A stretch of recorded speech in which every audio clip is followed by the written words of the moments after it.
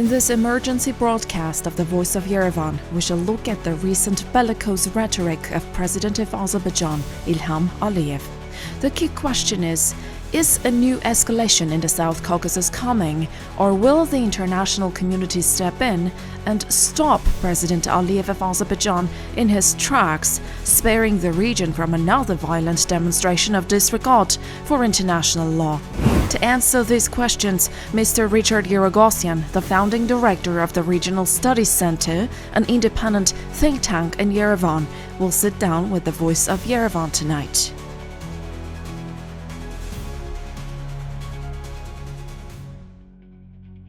Mr. Giragosian, thank you for accepting the invitation.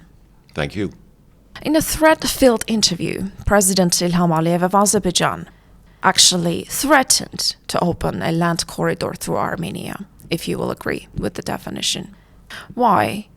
Is peace cancelled? Shall we consider that all of the negotiations, post-war negotiations, have actually served as a veil to prepare yet another aggression? Well, that's a very good question. And in terms of looking at where we are today, we see yet again a degree of bellicose, aggressive rhetoric coming from the Azerbaijani side. This is, of course, counterproductive. It is creating an environment not only of mistrust, but of threat. However, there are two specific elements to assess the significance of the latest degree of demands from Azerbaijan. First is something the Armenian government needs to do better, and that is to better differentiate what is a sincere, genuine demand from Azerbaijan and what is simply political posturing for a domestic audience within Azerbaijan. Because if we look back in this post-war period, we have an Armenian government that has been compelled to respond and react to everything coming from the Azerbaijani side. I do think that silence at times is a viable policy response for the Armenian side. There has to be an understanding of what is real and what is just another bellicose temper tantrum from the Azerbaijani side. The second factor here is a reminder that it's most important to separate words from actions. And in terms of action, despite the threatening language, we see the Azerbaijani side announcing that negotiations on border demarcation will now resume later this month. So in terms of actions, we don't see the same level of threatening moves by Azerbaijan compared to the words. However, we should say that for the international community, there has to be more of a price to pay for Azerbaijan. In other words, Azerbaijan has been tolerated for too long in terms of getting away with this language of war. But if we look at why or the motivation, it's the lack of legitimacy in Azerbaijan. It's actually a position of weakness, not strength, of insecurity and not confidence, that is driving this Azerbaijani posture. To the sabotage of the peace process, the Armenian leader answers with poised dignity. We shall not respond to aggression with aggression, he said. How will the Armenian government respond then? The next step, Armenia launches the EU membership candidacy process in Parliament, clearly expecting political support from the West.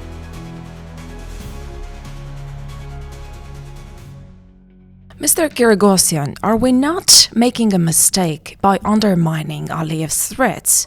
Because what we may perceive as something for internal consumption, the bellicose rhetoric, actually resulted in the end in the 44-day war. And so is this not this kind of analysis a kind of a political or information soother that might lead to make wrong decisions? Actually, no, I disagree. First of all, if we look back at the period prior to the 2020 war, the situation now is seriously different. There is no degree of arrogance or Armenian complacency We have learned a very painful lesson that we need to take Azerbaijan much more seriously. But at the same time, we do see several cases or examples of egregious, flagrant violations of normal diplomacy. For example, Azerbaijani military personnel, as of today, still occupy over 200 square kilometers of sovereign Armenian territory. We also have the detention and show trial to start of the former leadership of Nagorno-Karabakh in Baku, as well as a number of prisoners of war and detainees in a Stalinist show trial to take place in Baku. These are very real concerns.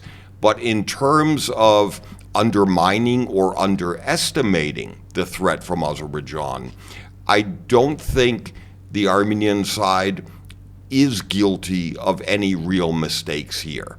But most importantly is a reminder that we need not trust but verification. And going back to your first question, if we look at where we are today in terms of the so-called peace process, first of all, there's little process. Second of all, there's no peace. In fact, Armenian-Azerbaijani negotiations is more similar to Armenia-Turkey normalization in the sense that Armenia-Turkey is negotiating a normalization of relations, not reconciliation. Armenia-Azerbaijan is negotiating a normalization of neighborly relations that it's lacked. In other words, we're not over-ambitious or idealistic looking for peace. Instead, we need stability and deterrence. So you do not see any threat of escalation on the border, did I get you right? No, actually there is a threat, but there's a different perspective. The likely threat coming in the spring is of very limited operations, border skirmishes. These are going to be very limited. The threat of war or renewed hostilities is actually much less for two reasons. First, the threat of war is unlikely because the Azerbaijani armed forces is much weaker than it was in 2020 and is not in the same position to launch an offensive. The Armenian armed forces is also quite different and better ready to handle an attack than it was in 2020. The second reason is perhaps more important. Azerbaijan today no longer has the element of surprise that was so crucial to its military victory in 2020. So I don't think renewed hostilities, an attack by Azerbaijan on Armenia, is likely. Rather, we should expect a continuing escalation along the line of contact, the southern border area. This is why the resumption of meetings and talks over border delineation and demarcation is so important. Which they agreed to hold another meeting on. But see, the Armenian side suggested Yerevan-Ordubat-Meghri-Zangelan railway to open it. This is a very concrete offer. How is this so different from the so-called Zangezur corridor? I want you to explain this to our listeners, to our audience, that they keep requiring one and the same thing over and over again. They say Armenia stands as a geographical barrier, Baku says, quote unquote, between Azerbaijan and Turkey. The Armenian side says, we want to be a bridge. Just the opposite. We want peace and we want to be a bridge. So how is the so-called Zangezur corridor concept of Baku different from what the Armenian side offers? If we look at the issue of the so-called Zangezur corridor, the Azerbaijani position is not just different from the Armenian side. The Azerbaijani position is actually different from what they are really negotiating over. In other words, the demand for a corridor initially first arose because of the Lachin corridor. Azerbaijan wanted something comparable. The Lachin corridor no longer applies. The second big difference between Azerbaijan's position in the closed talks and its public rhetoric is the demand for so-called extraterritoriality no longer applies. There has been a climb down, a de-escalation over this point. The current sticking point in the talks is over the operational details of the road and rail. There is also agreement on location, and the outstanding question is more about Russia's potential role in this restoration of trade and transport. But again, it's a difference between what's actually being negotiated and what's being publicly stated or threatened by Azerbaijan. So in that context, it's less of a threat. But at the same time, it's the psychology behind the Azerbaijani position that's most important. And when I say psychology, what it represents is the Azerbaijani president Ilham Aliyev standing in the first time in his life that he's emerged from the shadow of his father. He is delivering more to his people, but he has dangerously high expectations from his own population, and he's struggling to deliver more victory. So a lot of this rhetoric is based on the internal weakness, the fragility and vulnerability of the regime in Azerbaijan. It's the psychology that's important. But this is also why the peace treaty and an agreement on trade and transport will not be enough for Azerbaijan. So what you're basically saying is the main difference between the two transit routes offered by Baku and Yerevan is the absence or the presence of Russia. Yes, but also the operational details. For example, the road and rail. There is not yet an agreement on where it stops, if it stops, who inspects the cargo or the traffic, and the role of Russia is very important for two reasons. First, because Russia has a long-standing lease on the Armenian railway network. And second, perhaps most importantly, this is a case of an external border, meaning that Armenia, as a member of the Eurasian Economic Union, has to take Russia into account or consideration.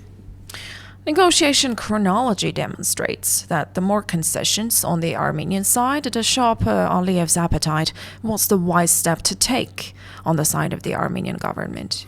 Well, you're quite right. In other words, from the objective point of view, we see Azerbaijan putting forth an ever-increasing set of demands. And every week, every month, there's a new demand. For the Armenian side, I do think it is sometimes wise to not reply, not respond so often, or even to threaten to walk away. In other words, there is a time to call the bluff of the Azerbaijanis. So you do not see a threat of a large-scale war. Therefore, there is no need to ask you how to prevent one. No, I don't see a threat of renewed war in the coming year. That doesn't rule out incursions or even limited skirmishes. What is necessary, no matter how big or how small the threat is, what is necessary is the need to regain what we lost in the war of 2020, deterrence. And the best way to regain deterrence is economic interdependence. The trade transport routes that will be negotiated will change the calculation for Azerbaijan and Turkey, which will make them in danger of losing those connections in the event of a renewed war. So it's economic interdependence that's crucial to deterrence. And it's not really peace that's our priority. It's stability and deterrence. Is it a coincidence that Aliyev's rhetoric becomes even more bellicose right when, according to some experts but not officially, Armenia and the US are about to sign a strategic partnership or to upgrade strategic dialogue to strategic partnership? I would say no. It's Is this not, an attempt to sabotage it? No, and it's not directly related. First of all, because the strategic partnership between Armenia and the U.S. is not an unexpected breakthrough. It's the culmination of a long process of closer and deeper relations between Yerevan and Washington. Another reason that Azerbaijan's timing may be suspicious but is not driven by this factor is that the Azerbaijani irresponsibility, the bellicose threatening language, is not limited to Armenia. They are lashing out at the European Union and the monitors in Armenia. They are France, especially angry at France, but also the United States, and most recently, tension with Russia over the shoot down of the civilian aircraft by Russia. And in this context, Azerbaijan has become very good at losing allies and making enemies. So in this context, we're not alone. Even Iran has been a target for Azerbaijan. And another reason for the timing is less about the U.S. and more about what happened in Syria. That downfall of the father-to-son dynasty of the Assad regime in Damascus was actually a driver for paranoia in Baku, in the father and son dynasty of the Aliyevs in Azerbaijan. And I do think that is much more of a driver of the insecurity and paranoia we now see. The psychology behind politics. Mr. Giragosian, and last but not least, the Sunni corridor, the so-called Zangezur corridor, has always been a red line for Iran. Do you still believe that after the events in Syria, it stays a red line? And what does that even mean? Do you believe that Iran will take to action, so to speak, if Baku does try to cut or slice away a part of Armenia's territory? That's a good question, especially because we have just seen the secretary of the Iranian National Security Council going to Baku, meeting with the Azerbaijanis, and then coming to Yerevan, meeting with Armenian officials. Iran, after its humiliation, after its defeat in Syria, is now reinforcing its one and only red line, an unacceptable development in this region. That is, no change to the border between Iran and Armenia. This red line is still applicable, and it's very real. The second aspect of this that's interesting, we should expect and already see a beginning of an escalation of tension between Azerbaijan and Iran that's driven by the relationship between President Aliyev and the Israeli leader Benjamin Netanyahu, where we will expect now even more pressure on Iran, with Azerbaijan serving its Israeli partners' interests. And for the Azerbaijani government, it's a very important political dividend, where a new enemy, a new conflict, is something that the Azerbaijani government will exploit. Thank you one more time for the opportunity. Thank you. We are watching events unfold with a mixture of deep concern and hope, and will provide extra updates. For now, there's a lot of suspense.